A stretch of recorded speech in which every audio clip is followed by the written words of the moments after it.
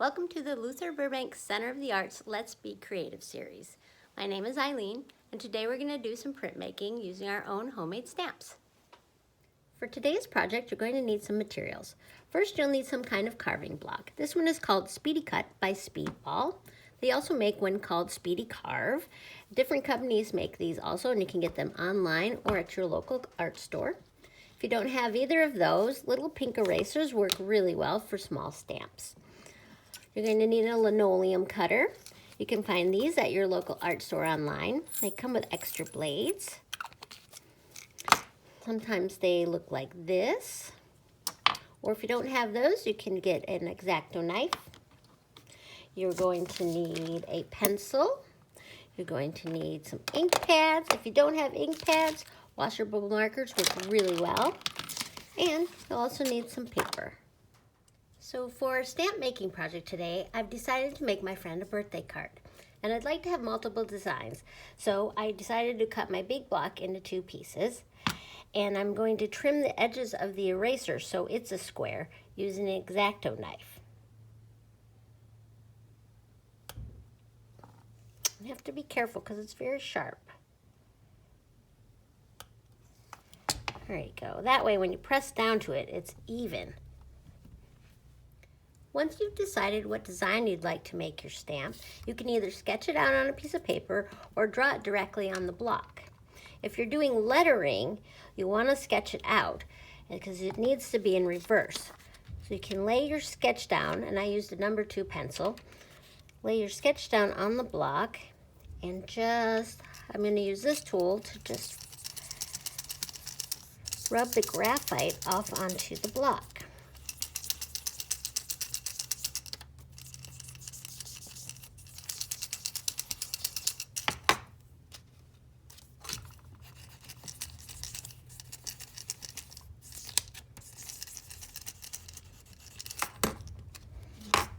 This way, it's in reverse when you carve it, and then when you print it, it'll be the right side up. Now it's time to carve. You want to be very careful because these tools are very sharp. And you want to remember everywhere that you carve out will be the white spot. And everything you leave behind will be the solid color. This pink stuff is very easy to carve. So this is the shiny part of my balloon. I'm just going to carve that out.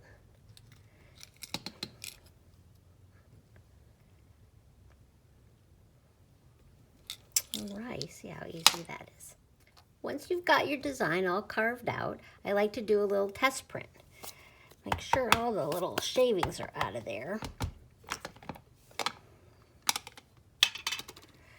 This way, if there's spots that you missed in carving your design, you can go back and fix it.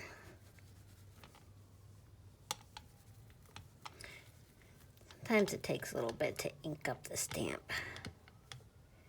All right, let's see. Press firmly.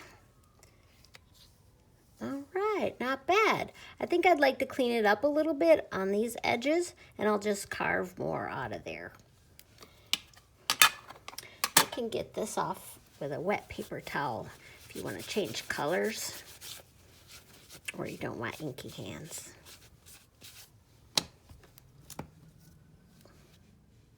If you don't have a stamp pad to use, you can always use these water-soluble markers. They work fantastic. Just fill in your stamp.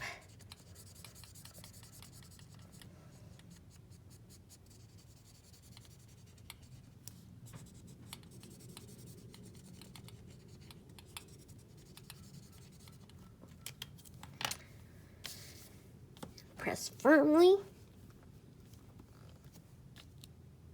Ta-da! Let's see how the hooray turned out. All right, I might want to clean it up a little bit, but so far I'm pretty happy with it. So here's how my card turned out.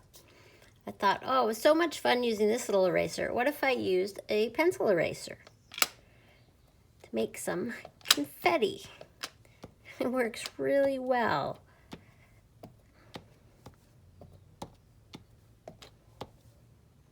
I hope my friend likes her birthday card. So now you've learned how to make your own homemade stamps. Just remember, when using these tools, they're really sharp and should always carve away from yourself. Thanks for joining me today. I hope you had fun making your own homemade stamps. Tune in next Tuesday at 3:30 for more Let's Be Creative art videos.